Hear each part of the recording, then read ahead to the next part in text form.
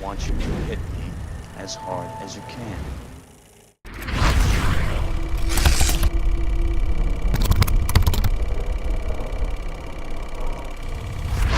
Hi, I'm Luke Ryan for JoBlo.com and welcome to Top 5 Movie Mistakes. Whether it's Citizen Kane or Troll 2, in every movie, somewhere along the way, someone has screwed up. Last year saw the release of Jurassic World, which became one of the highest grossing films of all time, breaking all kinds of box office records. Well, until that happened. But as fun as that new sequel was, you really can't beat the original Spielberg classic, Jurassic Park. It's just a great movie, but as we all know, no film is free of errors, so let's take a look at some of them. Hey, we got this guy pointing out mistakes over here. Nobody cares. Number 5. When Wayne Knight's character Nedry is about to double-cross Hammond in the park, he not so discreetly starts a video call with a man at the docks who's going to help him sneak out the dino DNA. Now, back in 1993, the idea of a video call seemed like the stuff of fantasy, at least to me anyway. But if you take a closer look, even though Nedry and his inside man are talking in real time, he's actually just playing a video on his screen. It's a telling mistake. Would it have been that hard to put in a different border around the video? Yeah, they probably should have just consulted the girl. I know this. Number 4. In this famous scene where the T-Rex is finally revealed, we learn the fate of the goat from earlier on. It's a great shot, but as soon as the lawyer legs it out of the van, we cut back, and the leg is gone. Number 3. This mistake happens in the scene that features one of my favourite random moments in the film. Once again we have Nedry, the sneaky little backstabber who plans to screw over the park. When he's shown how he can smuggle the DNA of the dinosaurs into a shaving foam can, he lets out this little, I don't even know what, an excited squeak? It's just so weird. Let's listen to it again. It's cool and compartmentalized inside. Alright, so where's the mistake, you're probably wondering? Well, it already happened. Did you spot it? As soon as Nedry does that little squeak and we cut behind him, the bag he was clutching has mysteriously vanished.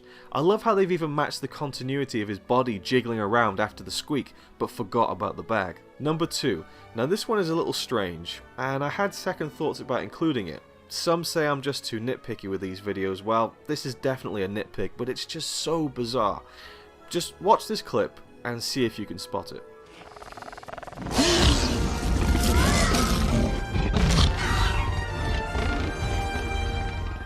Did you see it? If you did, well done. But if you didn't, here it is.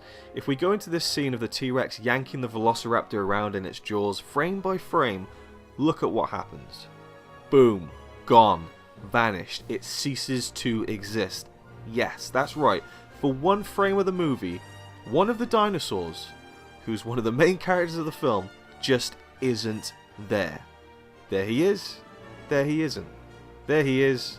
There he isn't.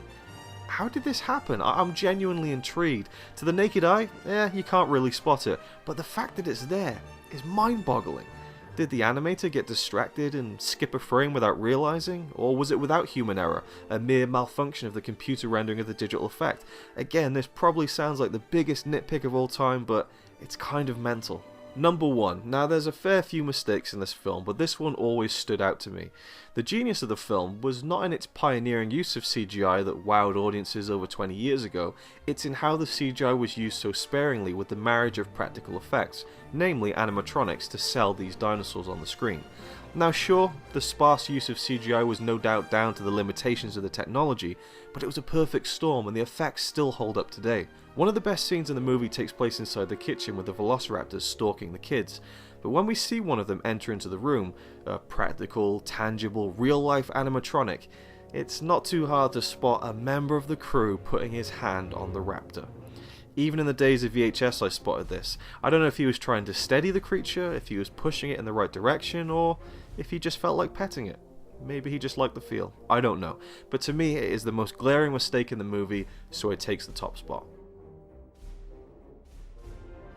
It's a shame in a way to look at a film this great and go, ooh, look where Spielberg messed up, but let's not place the blame on his shoulders. You see, it doesn't matter.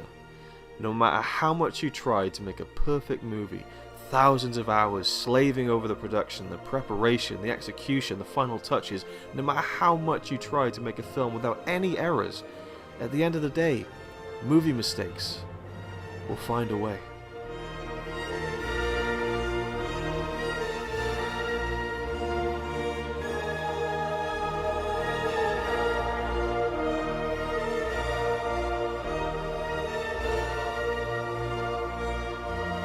That is one big pile of shit. Inside.